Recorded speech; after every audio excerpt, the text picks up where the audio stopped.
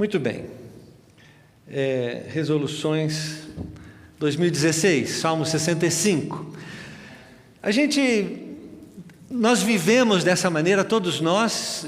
A gente acha que vive um dia atrás do outro, mas na realidade acredito que Deus nos programou, nos tenha programado para vivermos em fases, em etapas, não é?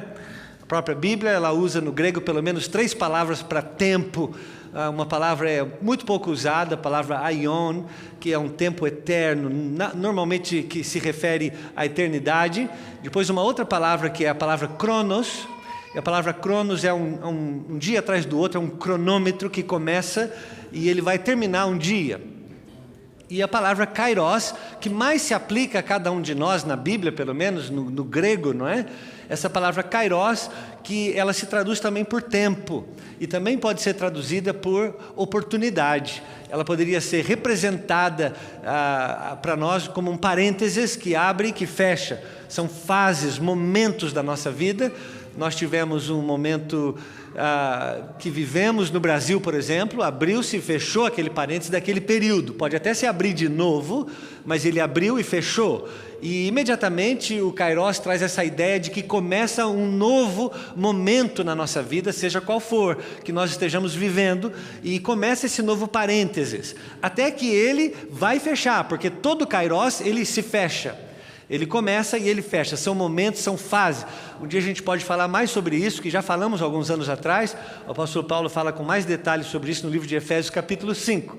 Mas dando a ideia de como nós temos que viver sabiamente, aproveitando cada momento, cada fase, cada kairos, cada tempo da nossa vida, a vida como um todo, o cronos da nossa vida aqui na terra, não o aion propriamente dito eterno, mas o nosso cronos, o cronômetro que começou no dia que nós nascemos e vai se fechar no dia que morremos aqui.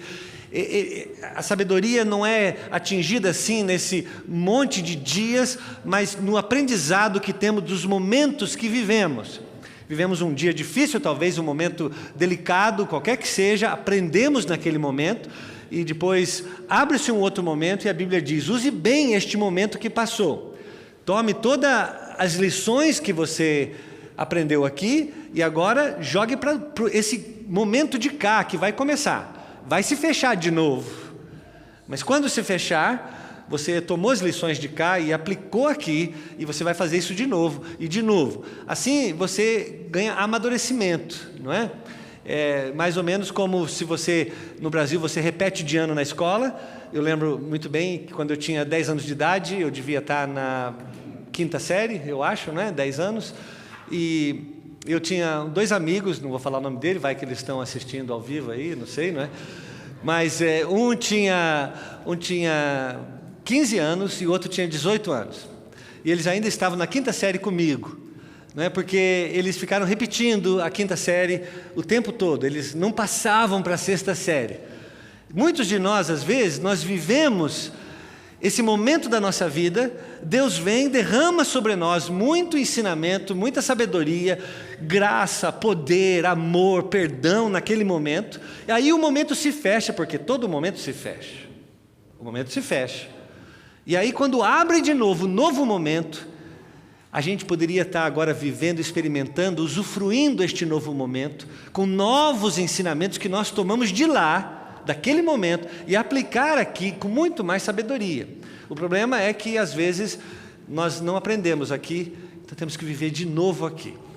E o nosso Pai, como diz em Hebreus, o nosso Pai do céu, Ele é um Deus que nos ama e nos corrige. E muitas vezes sobre nós é uma correção de Deus querendo que possamos amadurecer, crescer. Para isso Ele nos ensina, inclusive nesses momentos que vivemos. E num desses momentos, talvez, a gente possa imaginar o desfecho de um ano. Está acabando 2015. E talvez pudéssemos olhar para trás, olhar realmente o que aconteceu, quais foram as boas coisas, as coisas que não foram tão boas assim, tomar algumas lições, e agora começa um novo ano, fecha-se um parênteses, abre-se outro. Como que eu posso aplicar aquilo que eu vivi lá, neste novo momento da minha vida, de tal maneira que 2016 possa, dentro de mim, ser melhor do que foi 2015. Esta é a ideia. É sempre crescendo, sempre amadurecendo. Eu não sei se as notícias serão tão boas em 2016. Isso eu não posso prever. Eu não sei se a crise do petróleo aumenta ou diminui. Eu não sei se teremos mais ou menos desemprego. Eu não sei se teremos mais ou menos enfermidade física, emocional. Eu não posso prever isso. Mas eu sei que 2016 pode ser melhor, independente das notícias que venham. Depende de quanto nós amadurecemos, aprendemos aqui e passamos para cá. Essa é a sabedoria bíblica de sermos levados pelo Espírito de Deus, pela palavra de Deus, a não apenas desperdiçarmos aquele momento que acabamos de viver.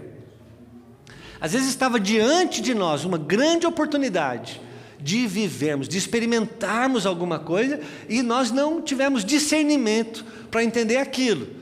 Parece aquela história quando eu estava no aeroporto de Houston, aqui no Texas, não é? E eu estava indo para alguma missão com o Samaritan's Purse, não me lembro exatamente aonde, e eu estava ali esperando o Dale, que era um amigo que ia viajar comigo, e eu fiquei esperando ali num lugar do aeroporto. E aí, de repente, o Dale chega com 2 cafés que ele tinha ido comprar para nós, eu fiquei olhando as malas para ele, né? E ele volta esbaforido, e ele diz assim: Jaime, você não viu quem estava atrás de você? Quem estava junto do seu lado? E eu disse: não vi. E ele falou o nome de uma atriz muito famosa de Hollywood. Eu não lembro o nome dela. Mas ele falou que era uma loira bonita e tal, muito famosa, está toda hora aí na televisão, e ela estava do meu lado. E eu disse para ele assim, bem que eu vi que estava muita gente tirando foto. Eu falei isso para ele, eu falei, então assim, eu percebi, tinha foto, né? E a moça não era eu, né? Com certeza. Mas tinha um monte de gente tirando foto dela, e eu imagino quanta gente hoje está me vendo na foto dela, porque eu estava do lado. Mas eu fiquei pensando, puxa, eu desperdicei, né? Eu podia ter aproveitado aquela oportunidade. Então 2016 passou. E aí? Quanto eu aproveitei para poder aplicar agora? Vocês sabem, para mim foi muito duro, de certa maneira, 2015. Eu confesso que me tirou muito do meu norte, do meu prumo, a morte do meu irmão, nesse ano que passou. O Paulão era jovem, tinha 40 anos. Alguns de vocês conheceram ele, não é? E ainda é duro para mim, quando eu penso nisso. E é inevitável, como eu preciso da graça de Deus todos os dias, às vezes eu confesso que eu acordo de madrugada pensando nisso. E interfere os meus dias, às vezes. Eu fico pensando, já foi, né? Eu não tive a oportunidade de verdade, talvez, que eu podia ter feito alguma coisa mais com ele. Isso, vocês me perdoem essa parte mais emocional e pessoal, mas é uma realidade que deveria ser olhada em todos os aspectos da nossa vida. Não só a perda de alguém assim, mas oportunidades que nós temos, que sempre o Senhor nos dá. Porque nós somos chamados para amadurecimento. Eu já tenho dito inúmeras vezes aqui aquela música, que eu não lembro quem foi, não sei se é o Amado, Jorge Amado, aí fala Amado Batista. Então a diferença de Jorge Amado e Amado Batista, né? Eu nem sei se é dele, Gabriela, é de um deles aí ou não? Gabriela, eu nasci assim. Quem? Jorge Amado, deve ser, né? E eu tinha, né, um colega no Brasil que disse que ele cantava isso para mim, porque às vezes eu falava com ele algumas coisas sobre mudança na vida dele, de caráter, alguma coisa que tinha que mudar. Eu falei, você precisa crescer. E ele dizia, eu nasci assim, eu sou a Gabriela, eu nasci assim, eu vivi assim, eu vou morrer assim. Não é assim o cristianismo. Deus é muito mais criativo do que isso. Você não pode viver mais um ano igual você viveu até hoje. Tem que haver alguma diferença em 2016. Se daqui a um ano, pela graça de Deus, nós e muitos mais estivermos aqui juntos, temos que ter alguma diferença na nossa avaliação pessoal. E eu não digo das conquistas que nós fizemos apenas, é muito importante fazer conquistas, meus irmãos. Eu tenho sonhos e desejo de ter conquistas, todos temos. Não é isso, não quero nem que você se sinta culpado pelas suas conquistas. Mas aquela transformação necessária que existe dentro de nós.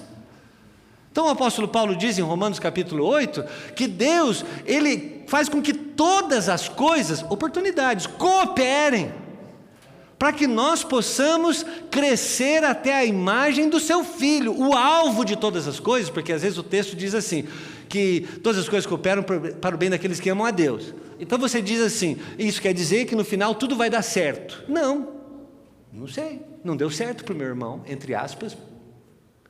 Isso quer dizer que todas as coisas cooperam para o nosso bem, no fato de que no final daquele processo eu tenho que estar um pouquinho mais parecido com Jesus Cristo. Eu sou seu alvo e o meu, sempre nos parecermos com Jesus.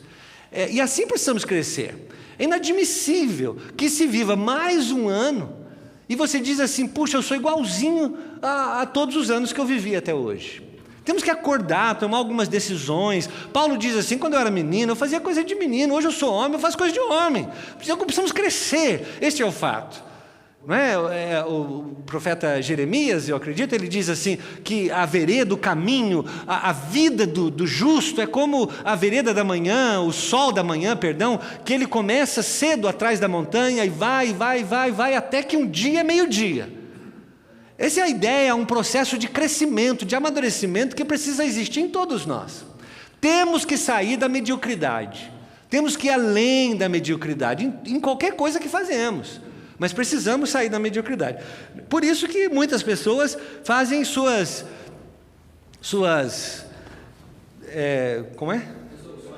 resoluções, obrigado. Resoluções.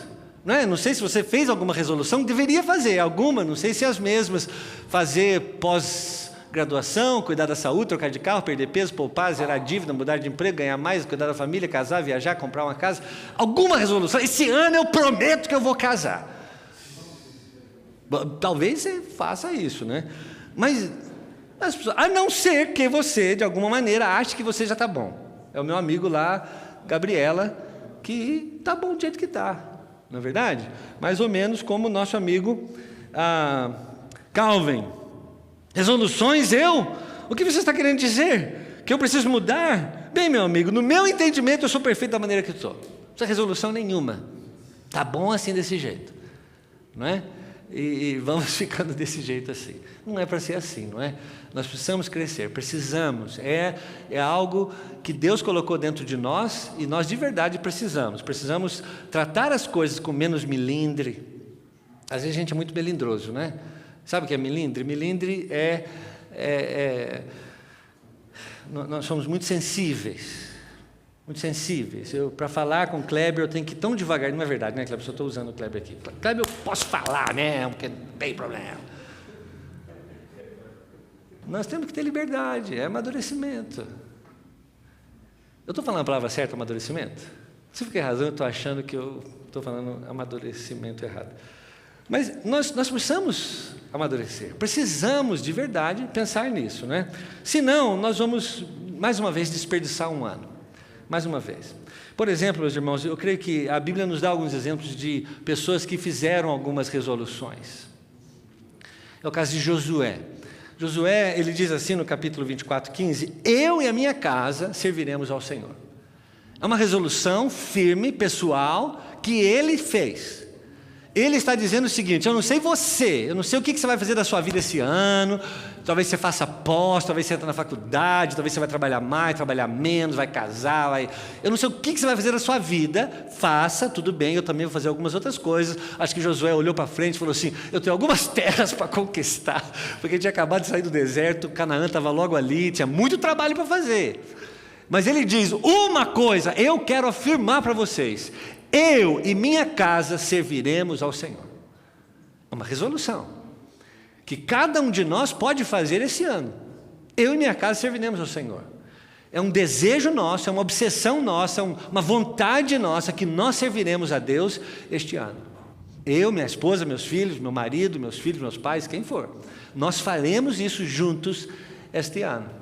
Outro também é Davi, não é? Davi tomou algumas resoluções. Eu vou orar ao Senhor enquanto eu viver. Ele diz isso no Salmo 116. Eu vou orar ao Senhor. Olha, gente, eu acredito, eu estou me lembrando agora, e vocês têm que me desculpar se eu estiver errado. Eu estou me lembrando agora, eu acho que é o Salmo 72, diz assim: cessaram-se as orações de Davi. Por quê? Ele morreu. Cessaram-se as orações de Davi no dia que ele morreu. Eu vou orar ao Senhor todos os dias. Enquanto eu viver, eu vou orar a Deus. Honestamente, meus irmãos, em 2015, quantos de nós oramos a Deus? Conversar com Ele, entrar num nível de intimidade. E intimidade, meus irmãos, vocês me dão licença aqui, não é no grupo de domingo à noite, nem na vigília de oração, que são importantes. Quem não está aqui hoje deveria estar. Mas intimidade é no quarto. Que Jesus fala em Mateus capítulo 6, quando você for orar, entra no seu quarto. E seu pai que vem em secreto e te ouvirá. E ele te recompensará. Esse é um processo íntimo. Davi faz mais resoluções. Ele diz: eu louvarei ao Senhor em todo o tempo. Salmo 34. Eu louvarei. Paulo, acho que tira isso em Tessalonicenses, em tudo dai graças. Eu louvarei, graças, louvor, é a mesma coisa. Eu vou sempre louvar a Deus, sempre, em todas as coisas, louvado seja o Senhor. O texto diz, quando falamos da morte, Deus deu, Deus tomou para si, bendito seja o nome do Senhor. Louvado seja Deus. Esta é a disposição de quem sabe o seguinte: não são os resultados que dizem como é que eu vou viver o meu louvor a Deus, que eu amo ou não a Deus, dependendo das minhas circunstâncias. Eu amo a Deus. Eu tenho um mandamento dele para amá-lo. Fui atraído por ele na cruz. Já está provado. A gente fala: Deus não me ama, me esqueceu, me abandonou, esqueceram de mim, capítulo 2, aquela coisa toda. Paulo diz em Romanos capítulo 5, que já estudamos, porque Deus prova o seu amor para conosco no fato de que Cristo morreu por nós quando ainda éramos pecadores. Está provado que Ele nos ama. Você era pecador, estava morto, longe dEle, separado dEle, Ele te amou. Davi ainda diz assim: eu meditarei na Tua palavra, sempre, Salmo 119, eu meditarei na Tua palavra. Eu tenho amor, o Salmo 119, Davi diz assim: os meus olhos enchem rios de água, ele diz, porque as pessoas não amam a Tua palavra. Eu fico pensando que nos dias de hoje, com tantos movimentos que existem por aí, mesmo dentro da igreja, muitas vezes, parece que às vezes temos que nos desculpar de ensinar a Bíblia. Nos desculpar. Não dessa vez, mas quando eu também fui interpretar para o Franklin Graham no Brasil, 5 anos atrás, encontrei algumas pessoas, não é? E aí eles estavam conversando entre eles, eram pastores, e aí vieram para mim e falaram: o que você faz, como é que é a sua igreja e tal. Aí, na época, nós estávamos estudando o livro de Gálatas aqui na igreja, isso uns 5 anos atrás. E eu falei assim: nós estamos estudando o livro de Gálatas. Ah, é? Quanto tempo? Ah, faz uns 2 meses já. Pô, que desperdício. Parecia que eu tinha que falar: desculpa, eu estou ensinando a Bíblia para a igreja. Perdão, rapaz, não é bem isso que eu queria ensinar, fazer outra coisa, mas eu...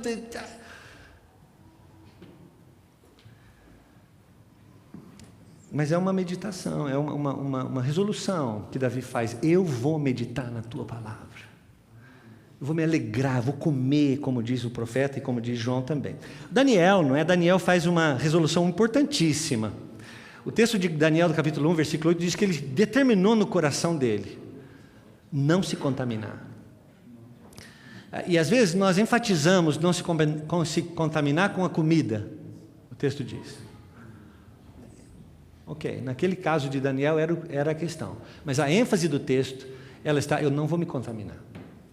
Eu e o povo não de Deus, eu não vou me contaminar com ele. É uma resolução que Daniel tomou: eu não vou me contaminar. E ainda penso no filho pródigo. Aliás, eu já falei que em janeiro vamos pregar o filho pródigo de manhã, né? Já falei. Lucas capítulo 15, ele tinha 3 resoluções ali. Um é voltar para casa, confessar o seu pecado, tornar-se um servo. São resoluções. Quantos de nós talvez temos ouvido a voz de Deus dizendo: é hora de você voltar para casa, volta para mim, volta para mim. Talvez você precisa responder a esse chamado do papai, dizendo assim: Deus, eu me resolvo hoje, eu vou voltar para casa, a sua casa, sua casa. Resoluções. Agora, se não for assim, nós vamos desperdiçar o ano de 2016, talvez como já desperdiçamos outros anos na nossa vida. Eu vou dar rapidamente aqui, porque isso ainda é a introdução do sermão, mas algumas maneiras de você desperdiçar o seu ano de 2016. Primeira delas, preocupe-se muito e aumente a sua ansiedade. Uma maneira de você desperdiçar 2016. Preocupe-se bastante, aumente a sua ansiedade e você vai perder 2016. Paulo, em Filipenses capítulo 4, diz claramente: não andeis ansiosos por coisa alguma. Pelo contrário, em tudo, porém, sejam conhecidas diante de Deus as vossas súplicas. Interessante, meus irmãos, porque nós temos a capacidade, cada um de nós, de acharmos todas as desculpas possíveis para ficarmos ansiosos. Sempre temos razão aqui e ali, não, tal. E tem uma palavra, um mandamento, uma ordem de Deus: não fique ansioso. Entrega para mim, ele diz, entrega para mim, dá para mim, deixa eu cuidar de você. Ele está dizendo: vem para mim, deixa eu cuidar de você. Substitua essa sua ansiedade por uma expectativa de que Deus vai te surpreender.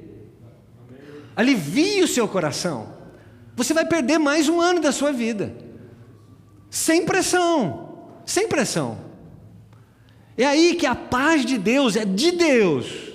Lembra no livro de João, Jesus diz assim: deixo-vos a paz, a minha paz eu vos te dou, eu dou para você a minha paz, eu não dou a minha paz igual o mundo dá, temporária, circunstancial, uma hora você tem, uma hora você não tem, uma hora tem, uma hora não tem. Eu dou a minha paz para você, a minha. E Paulo diz: a paz de Deus, que excede toda a compreensão. Não tem explicação como que alguém pode estar em paz num momento como esse. É um milagre que acontece no coração. Hoje de manhã, pregando aqui, eu contei um exemplo, que assim que eu comecei a pastorear, jovem ainda, não é? Eu tinha toda a filosofia na minha cabeça, sabia tudo, sabia a doutrina. Acho que naquela época eu devia saber a Bíblia mais do que eu sei hoje, talvez. Né? Aquela coisa toda de seminarista, fominha para querer saber tudo, ter resposta para tudo. Mas faltava um pouco de vida ainda nesse processo. E eu fiz um funeral de um garotinho de 7 anos, no cemitério do Morumbi, em São Paulo. E eu me lembro que a sala chorava, eu chorava, todo mundo chorava. E as pessoas buscavam consolo na mãe do garotinho. Eu, um garoto, um jovem, fui procurar a mãe. Falei: a senhora está em paz. O que é isso? Ela disse: isso é um milagre. Isso é o poder de Deus dentro de mim. Inexplicável. Um ano atrás, um mês atrás, uma semana atrás, um dia atrás, eu não podia jamais imaginar. Eu imaginaria que se isso acontecesse, eu ia entrar em prantos, pular de um prédio junto, ela me disse. Mas no dia que eu recebi a notícia, no mesmo momento que eu me dobrei meus joelhos, eu comecei a chorar na presença do Senhor. Eu fui tomada por um poder de paz. É a paz de Deus que excede o entendimento, inexplicável. Ela tomará conta da sua mente, das suas emoções, do seu corpo. Ela vai agarrar você. Davi diz isso no Salmo 23, que a bondade do Senhor vai me perseguir, ele diz. Ela me perseguirá, ela vem atrás de mim todos os dias da minha vida. Você quer desperdiçar 2016? Aumente o seu nível de ansiedade. Preocupe-se muito com as coisas. Fique sem dormir. Faça grandes e pequenos planos, sem considerar o Senhor e sua vontade. Vós não sabeis o que sucederá amanhã, que é a vossa vida, Tiago diz. Sois apenas como uma neblina que aparece por instante e logo se dissipa. Em vez disso, deveis dizer: se o Senhor quiser, não só viveremos, como também faremos isso ou aquilo. Se Deus quiser, vou estar vivo amanhã e vou fazer isso ou aquilo. Em todas as suas coisas, considere o Senhor. Porque se você for só fazendo os seus planos, sem considerar a vontade de Deus, faça os seus planos. Deus deu a você e a mim, cada um de nós, competência. Deus deu a cada um de nós um senso de direção. Nós temos dons, talentos espirituais e naturais. Nada mais justo que você sente, faça um orçamento doméstico, faça um plano, faça uma projeção daqui, no final do ano eu quero estar assim, sei lá, faça alguma coisa. Aí você pegue aquilo e entregue para Deus. Deus, de acordo com a minha limitação, de acordo com aquilo que eu sei da minha vida, eu sou tão pequeno, sei quase nada, mas de acordo com, aqui está o meu plano, Deus, isso é o que eu consegui fazer, o Senhor me desculpe, é o melhor que eu pude. Tá bom? O Senhor abençoa isso? Se o Senhor abençoar, vai longe. Ou o Senhor quer alterar alguma coisa, o Senhor quer tirar um por outro, o que o Senhor quer? Considere Deus nos seus planos. Dobre os seus joelhos. Eu desafio você este ano a dobrar seus joelhos antes das suas decisões. Não ponha a mão na maçaneta e saia dizendo assim: Deus, vai atrás de mim. Não, Deus, eu posso abrir a porta? Eu posso ir? Considere o Senhor. O temor do Senhor é o princípio, é aí que começa, a sabedoria começa, a sabedoria se inicia na vida de alguém, quando alguém teme a Deus. Teme, respeito, reverência, temor a Deus. Ali começa a pessoa sábia, quando na sua vida ela começa a considerar o Senhor primeiro, as outras coisas vão se encaixando. Outra maneira de você desperdiçar o próximo ano, fixe sua atenção e esforço em ficar rico. O Provérbios diz assim, capítulo 23, não te fadigues, não trabalhe muito exaustivamente para ser rico. Não apliques nisso a tua inteligência. Porventura, fitarás os olhos naquilo que não é nada? Ou seja, ele está dizendo que a riqueza não é nada. Você vai colocar o olho em cima de uma coisa que não está e depois não está mais? Não é? Pois certamente a riqueza fará para si asas como a águia que voa pelos céus. Eu pastoreei uma igreja uma vez no Brasil, acho que é a igreja que eu mais vi ex-ricos. Impressionante. Era cheio de gente que já tinha sido rico. Como tinha? Impressionante. Tinha rico e doido na igreja, demais. É verdade, mas doido mesmo, tadinhos, doido mesmo. Tinha uns outros doidos. Meus irmãos, isso é tão sério, né? Todos nós, de alguma maneira, queremos amar demais o dinheiro, o larjan. Nós achamos que às vezes daí vem a resposta para todas as coisas. Isso é sério. Todos precisamos do dinheiro. Todos. Como é que você paga aluguel, compra, tudo? Não tem como, você tem que trabalhar. Aliás, é um princípio bíblico, que é do suor que você vai tirar. Isso inclusive, é resultado direto do nosso pecado. Temos que trabalhar, não tem jeito. Não tem jeito. Cuidado com a ilusão. Cuidado com a ilusão da riqueza. Eu estava lendo hoje um artigo, um link que me mandaram, um artigo do Terra, website Terra, me mandaram do Brasil porque falava do primeiro-ministro do Canadá. Primeiro-ministro do Canadá, Justin Trudeau, falando, primeiro-ministro, tal, jovem, bonito, cabelo assim, tal, aquela coisa toda, tal. Aí diz assim que ele fez várias medidas e várias aqui e ali, aí nas áreas econômicas ele vai taxar mais os ricos e menos os pobres. E todos aqueles que ganham acima de 200 mil, e o texto diz assim, entre parênteses, 1% do Canadá. Eu falei, puxa, 1% do Canadá ganha acima de 200 mil. Eu falei, bom, é menos do que eu pensava. É menos do que eu pensava. Mas talvez nós temos que viver menos como ricos. Compare-se com os outros, se você quiser desperdiçar o próximo ano. Isso é uma mania contínua que cada um de nós temos, não é?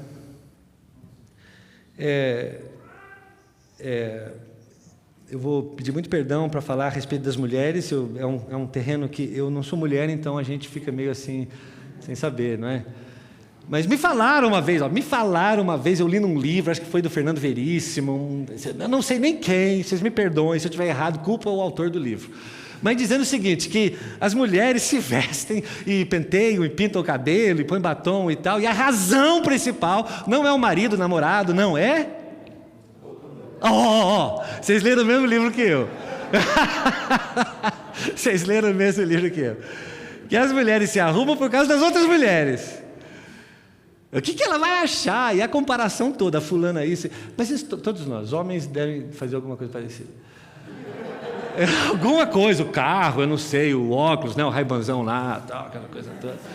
Essas coisas assim. Mas a gente se compara demais, não é? A casa do outro, o carro do outro, a roupa do outro, o cabelo. A gente ainda não aprendeu aquele princípio bíblico bonito de chore com os que choram. Alegre-se com aqueles que se alegram. Paulo não tinha isso, né? Ele, aqui em Romanos, ele diz claramente, quanto a mim, não sei você, quanto a mim, eu estou pronto para anunciar o Evangelho. Já, agora, eu estou pronto. A comparação dele é com ele mesmo. E Pedro, quando escreve, ele diz assim, no capítulo 2, 21, que nós temos que imitar o sofrimento de Cristo, ele diz. Então, Paulo, de um lado, diz que ele se compara a si mesmo, e Pedro diz, não apenas compare-se você com você mesmo, mas compare-se você com Jesus Cristo. E aí você vai ver aonde você está nesse processo. Quando o ano passa, você tem que olhar nesse espelho espiritual, emocional, intelectual da sua vida e dizer o seguinte, puxa, olha, eu 5 anos atrás, eu falava muita mentira, hoje eu falo bem menos mentira. O Jean me mostrou hoje uma carta que uma artista de violino escreveu 5 anos atrás para Jesus. E que hoje ela compara aquela carta 5 anos atrás com hoje. Isso precisamos fazer. De alguma maneira. Dizer o seguinte, puxa, o ano passado, em 2015, eu estava muito ansioso. Em 2016, eu comparo eu comigo mesmo e digo assim, puxa, olha só, estou menos ansioso. Precisa haver um melhoramento na nossa vida. Não pode simplesmente passar, mas você tem que se comparar sobretudo com o próprio Senhor Jesus. Esse é o nosso nível. Paulo diz em Efésios capítulo 4, versículo 12, que o alvo da igreja, de cada um de nós, é crescermos até atingirmos a altura, a estatura, o tamanho do homem perfeito, ele diz. Perfeito é Jesus Cristo. É assim que nós temos que ir com a nossa vida espiritual até chegarmos na estatura de Jesus Cristo. Aumente a sua lista de inimigos. Às vezes nós queremos ganhar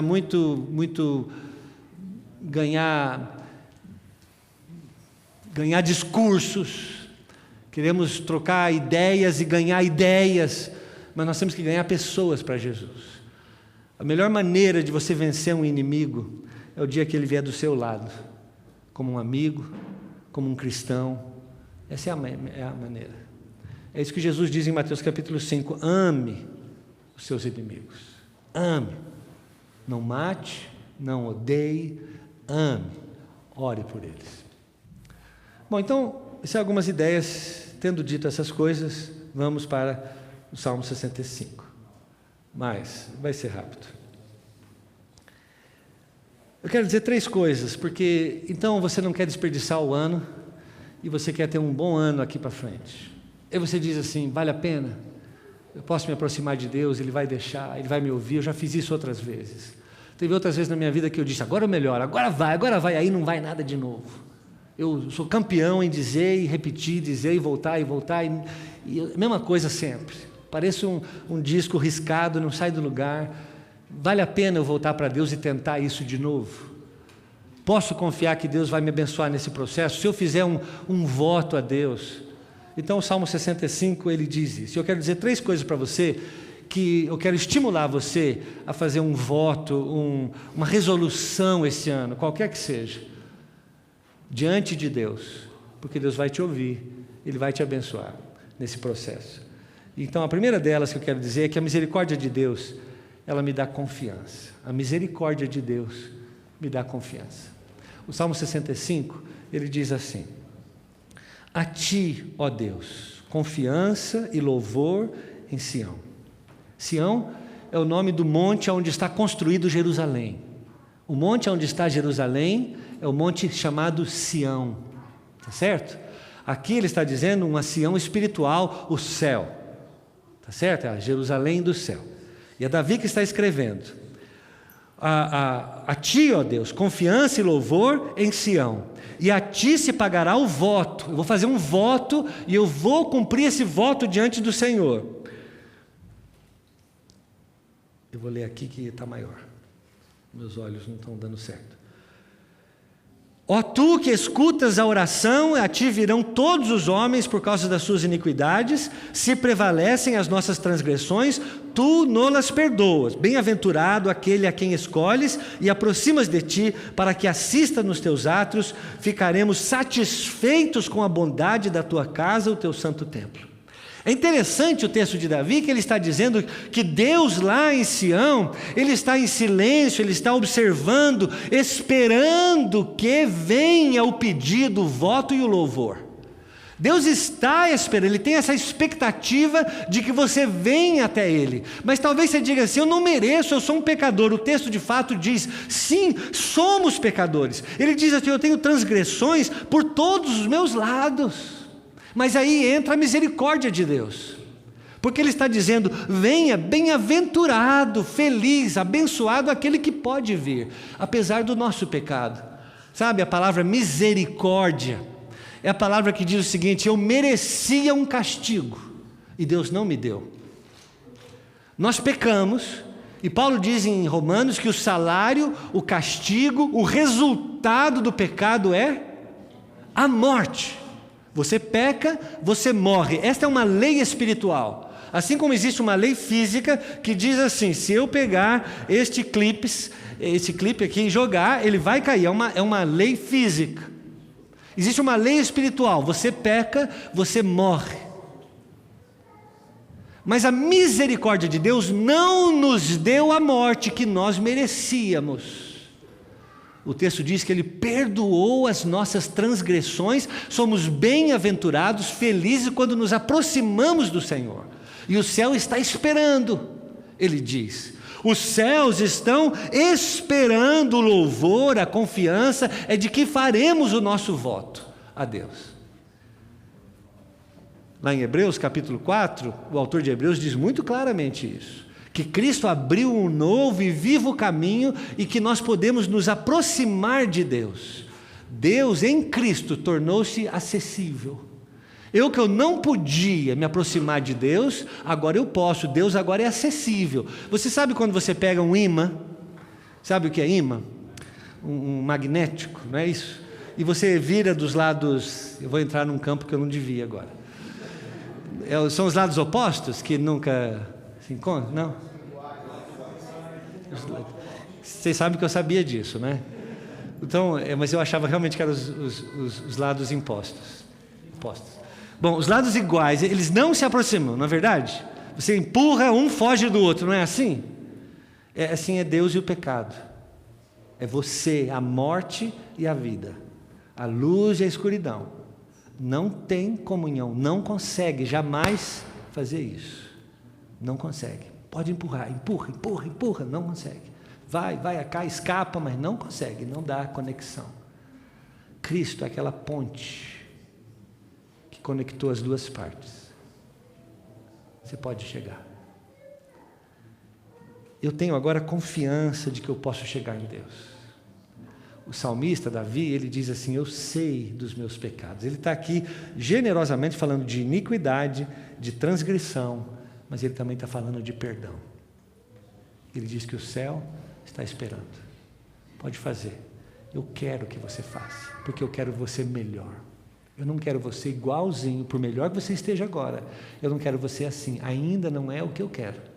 Eu quero um pouco mais, um pouco mais, um pouco mais. Eu sou exigente. C.S. Lewis, não é? Ele diz assim, quando Deus nos diz, tanto no Antigo Testamento, quando diz para Abraão e também diz em Pedro, 1 Pedro, ele diz assim, sede perfeitos. Sede perfeitos. Ele não estava brincando. Deus não estava brincando. Muito pelo contrário. Ele estava dizendo, sede perfeito, eu vou te ajudar nesse processo. O meu poder vai entrar em você, mas seja. Então ele está esperando. Não apenas me dá confiança, porque Deus é misericordioso e diz, pode vir, como um pai, uma mãe, alguém que abre o braço e recebe o seu filhinho e diz: vem, vem querido, você acabou de errar, mas você continua meu filho, vem para mim. Confiança. Mas também o poder de Deus. Agora eu fiz uma coisa que eu não podia. Voltou. Puxa vida. Voltou. Ih! Eu sabia que um dia isso ia dar errado. Eu sabia. Mas eu vou, quer ver? Olha, agora. Voltou? Está aqui? Ufa. Mas também não apenas a misericórdia de Deus me dá confiança, mas o poder de Deus me dá esperança. O texto de Davi continua e ele é todo envolvido em poder, o texto de Davi. Todo envolvido em poder.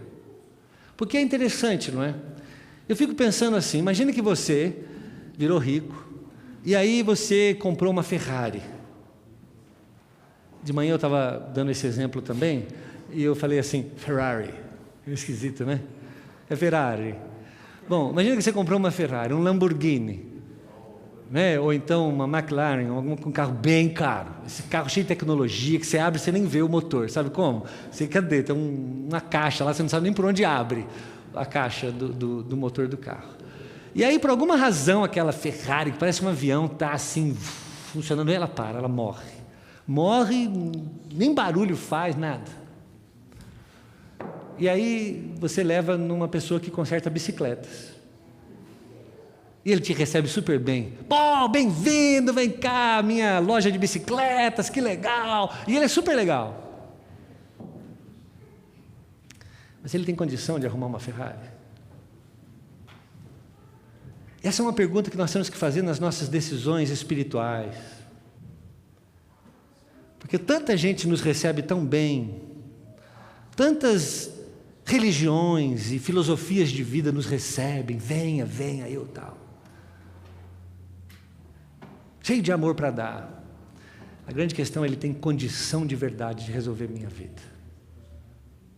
Nesse aspecto, Isaías, o profeta, ele é direto ao ponto, ele diz, maldito o homem que confia no homem.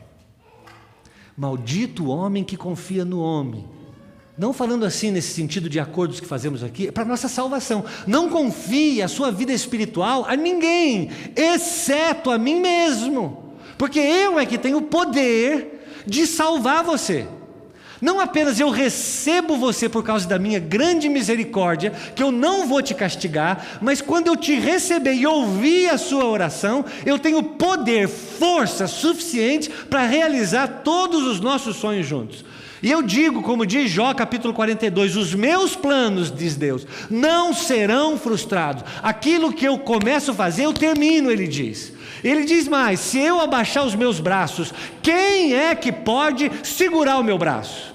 Agindo eu, quem impedirá, ele diz. Se Deus é por nós, quem será contra nós? Eu tenho a força, eu sou a própria força, eu sou o poder e poderoso o suficiente para resolver qualquer que for a sua questão. Veja o texto de Davi.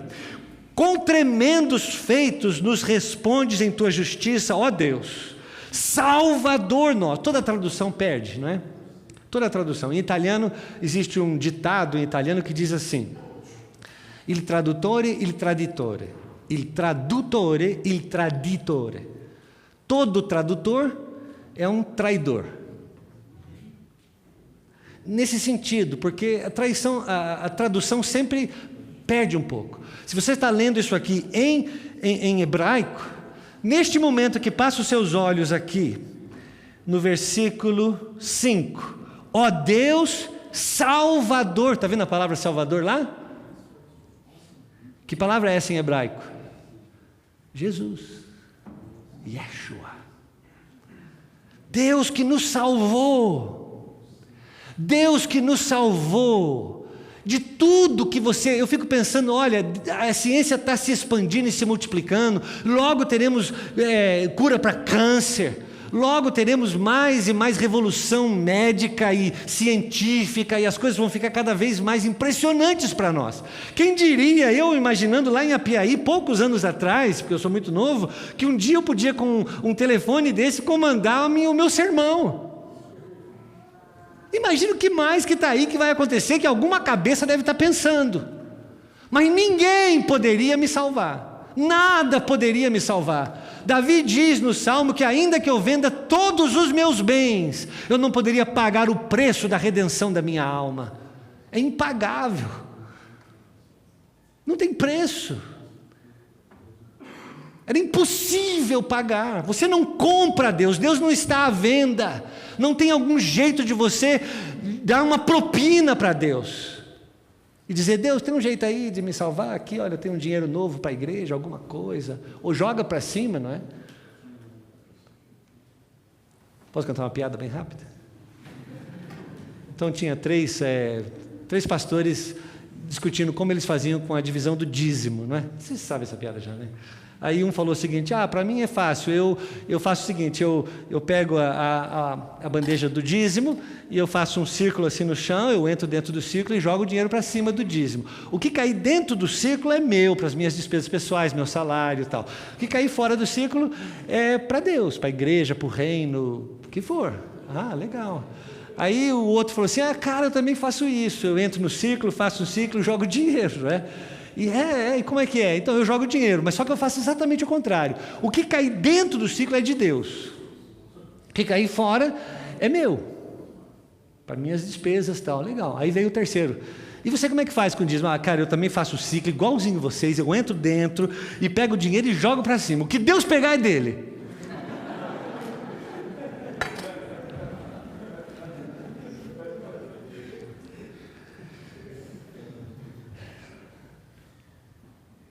Às vezes a gente tenta comprar Deus, né? De alguma maneira.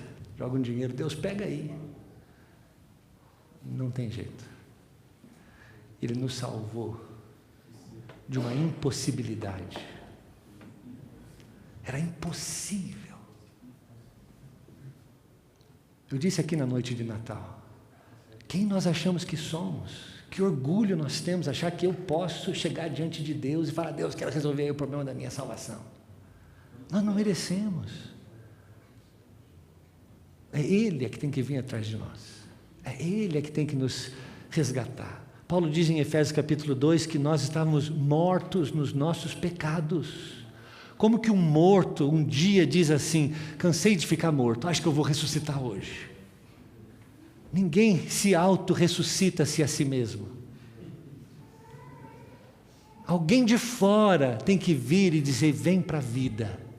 E é o que Deus fez por nós.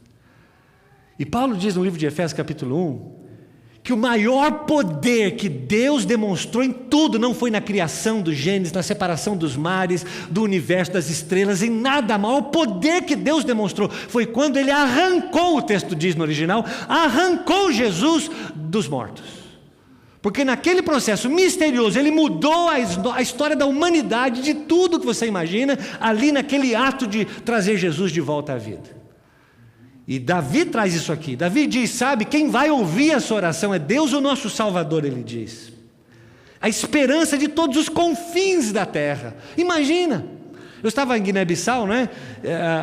E eu lembro que eu fui pregar em Buba. Buba, lugar tão longe, são 18 horas depois de Bissau, quase inchegável. Tive que dormir no meio do caminho, era um negócio longe demais, não tinha água, luz, nada. Você chega naquele lugar que não tem nada, não tem televisão, rádio, nada.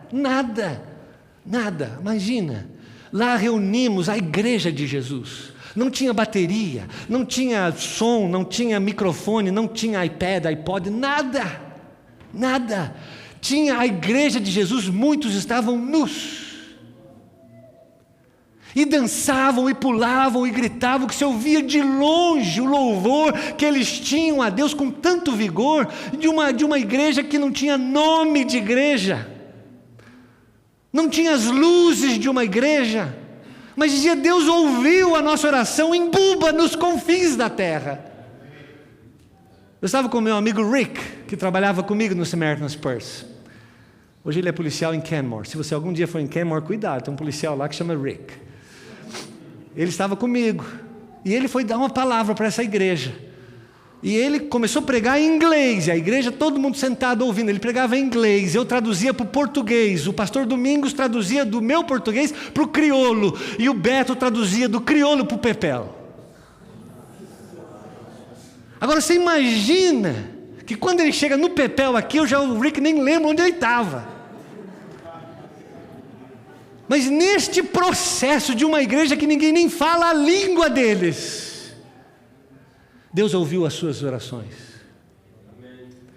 Deus ouviu a voz daquelas crianças nuas, com aquelas barrigas grandes, que podiam cantar e dançar comigo, porque amavam o Senhor que as salvou. Esse Deus que ouve Buba e tantos outros lugares, ouviu a oração de um garotinho de 10 anos de idade em Apiaí, quando ouviu este hino que acabamos de cantar, quão grande és tu, quão grande és tu, vim à frente chorando, entregando a minha vida a Jesus.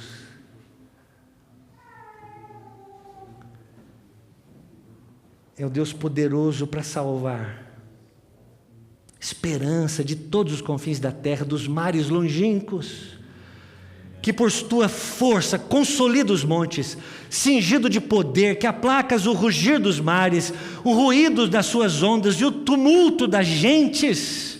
Os que habitam nos confins da terra temem os teus sinais, os que vêm do oriente e do ocidente, tu fazes exultar de júbilo, diz o texto. Todo o texto está cheio de poder de Deus, e este poder de Deus, ele me dá esperança. Se a misericórdia de Deus, que eu não merecia chegar até Ele, me dá confiança que eu posso chegar, que eu não vou morrer neste processo. O poder de Deus me dá confiança de que eu estou fazendo oração para um Deus que pode me salvar, que pode me acompanhar no ano de 2016, que pode fazer alguma coisa com a minha vida, que tem força suficiente, mais do que ninguém, para executar os seus planos, na minha, na nossa vida e na vida de quem quiser. Esse é o poder de Deus. Se eu posso dizer com todo o perdão, é que Deus é o mecânico da Ferrari, da Lamborghini, da McLaren, que você pode chegar. Ele não é o bicicleteiro, que é legal, que é gente boa, mas não entende nada de Ferrari. Ele entende de você e de mim. Ele nos fez, sabe cada um dos cabelos que temos. Ele diz isso na sua palavra. Ele diz: vem para mim, eu te conheço, eu te amo, eu tenho força para mudar a sua vida. Finalmente, não apenas a misericórdia de Deus me dá confiança, o poder de Deus me dá esperança, mas a graça de Deus me dá perseverança. Eu preciso perseverar, eu não posso ser assim, olha, eu estou e não estou, estou e não estou, estou e não estou. Perseverança. O que eu falo sempre aqui? Faca no dente, meu irmão. Faca no dente, vamos para frente, vai lá, pode vir, manda aí, o que for. Essa questão é impressionante, não é? Eu e minha irmã, no dia em que meu pai estava muito doente, nós fomos ao hospital, no interior de São Paulo. E eu e minha irmã levamos o meu pai, sentamos na frente do médico. O médico entrou muito novo, médico novo mesmo, sei lá, 30 anos de idade, talvez, 28. E meu pai, 73 anos, muito debilitado. E aquele médico com o resultado na mão, ficou quieto, assim, de cabeça baixa. E meu pai pôs a mão na frente dele, pediu para ele olhar para ele, para o garoto, o jovem médico olhar para ele. Meu pai disse para ele assim: pode falar, doutor, eu estou com câncer, não é? E é muito rápido, não é? O médico encheu o olho d'água e disse: é, isso mesmo. Pode ver. Ele virou para mim, para minha irmã e disse assim: estou pronto. Tenho um pedido. Eu quero morrer na minha casa, do lado da minha mulher e dos meus filhos. Pode me levar para casa. 2 meses depois, ele estava morto. Quantos de nós temos essa coragem de enfrentar o que quer que seja? Porque esse dia vai chegar para nós. A perseverança, meus irmãos, tem que ser uma marca do cristão. Nós não vamos com o vento. Nós vamos com a convicção. Temos um Deus misericordioso. Temos um Deus forte, poderoso. Temos um Deus generosamente gracioso. Esse texto aqui, o texto logo antes estava repleto, é a palavra que eu procurava, de poder. Este texto está repleto da generosidade de Deus.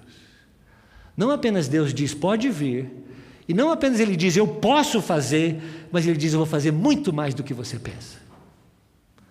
Leia comigo o texto.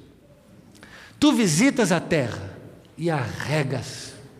Regar é uma coisa generosa, de muita água.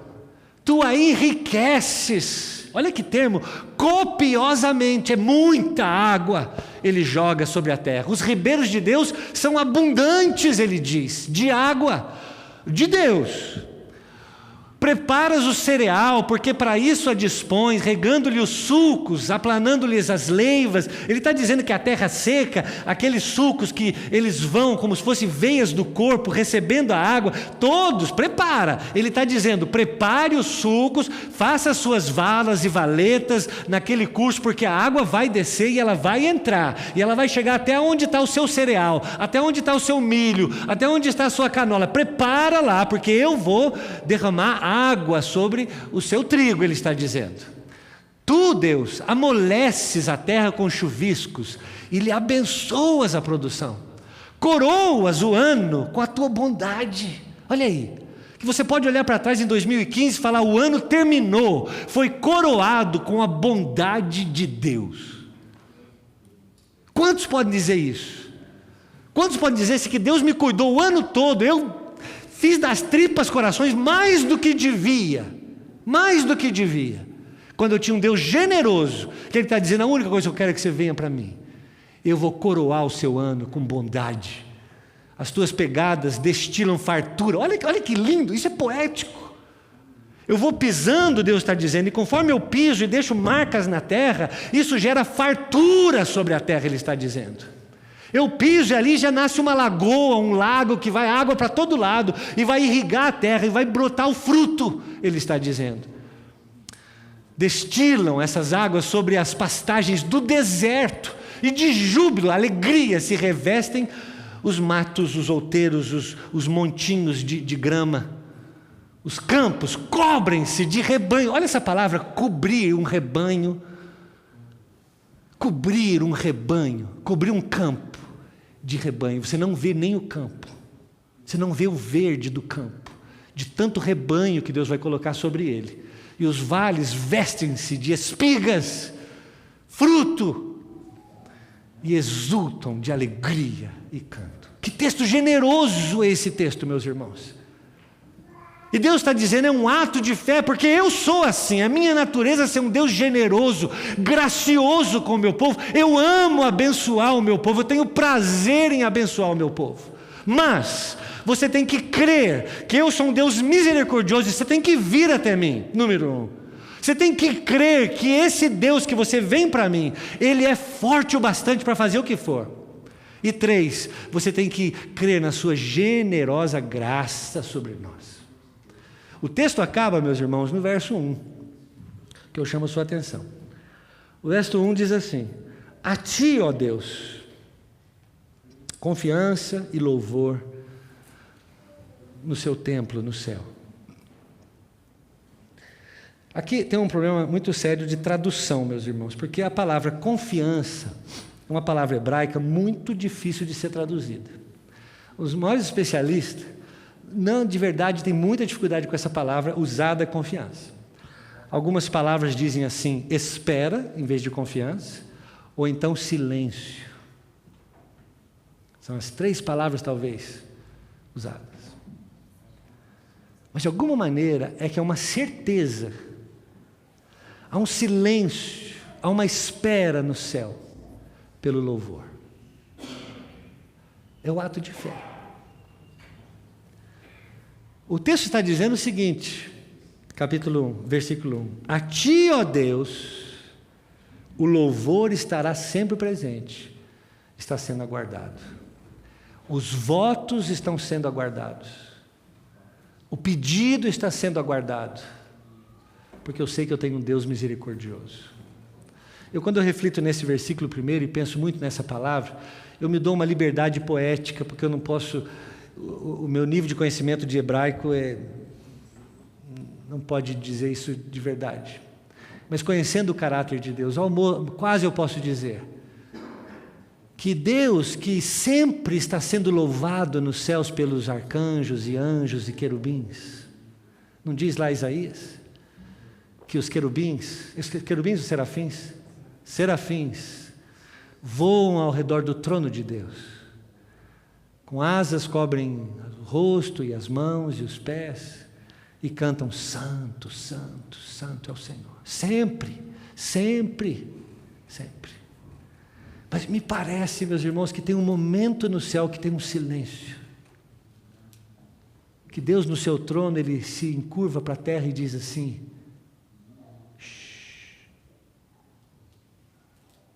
pare, serafim, pare, arcanjo, pare, anjo. Quero escutar a minha igreja.